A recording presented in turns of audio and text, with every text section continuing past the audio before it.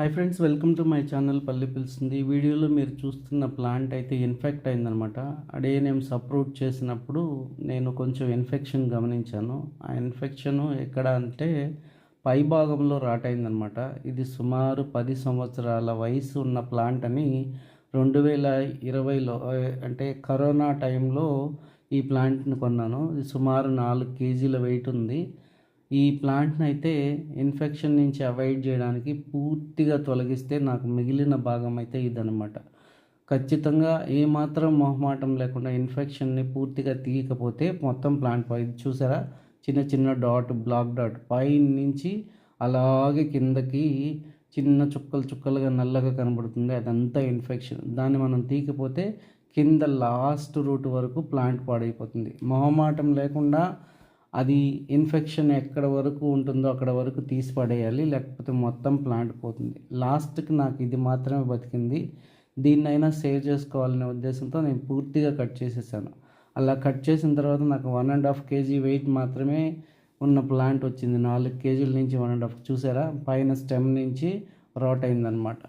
So ఇలాంటి rot అయినప్పుడు మనం ఖచ్చితంగా ఎక్కడ వరకు అయితే పోయిందో అక్కడ వరకు పూర్తిగా కత్తితో కానీ, చాకుతో కానీ, బ్లేడ్తో కానీ పూర్తిగా తీసేయాలి. నేనైతే ఇది పెద్ద ప్లాంట్ కాబట్టి ఒక షార్ప్ చాక్ తీసుకొని తీసేసాను అనమాట.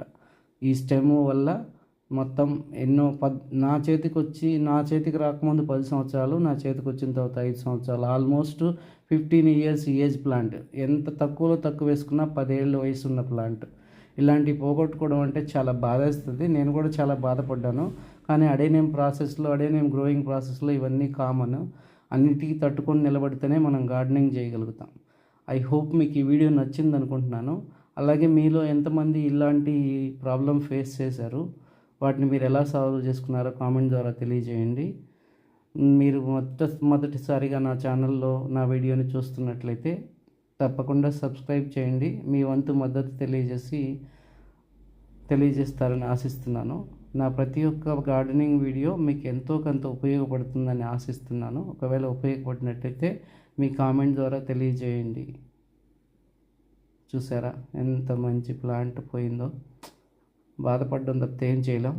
అట్లీస్ట్ ఆ మిగిలిన భాగాన్నైనా సేవ్ చేసుకోగలిగాం. ఈ రూట్ మాత్రం బతికింది. ఇది రూట్ కాదు, ఈ స్టెమ్ మాత్రం బతికిందనమాట. అంటే బతకడం అంటే ఇన్ఫెక్షన్ ఫ్రీగా ఉందన్నమాట. దాన్ని నేను వేరే ప్లాంట్కి ఇది గ్రాఫ్టింగ్ చేసుకున్నాను. అలా సేవ్ చేసుకోవాలి. ఆ తర్వాత నేను కట్ చేసిన తర్వాత సాఫ్ ఫంగిసైడ్ నీట్గా అప్లై చేసి ఈ మిగిలిన భాగాన్ని కూడా సాఫ్ ఫంగిసైడ్లో అప్లై చేశాను. Happy gardening friends.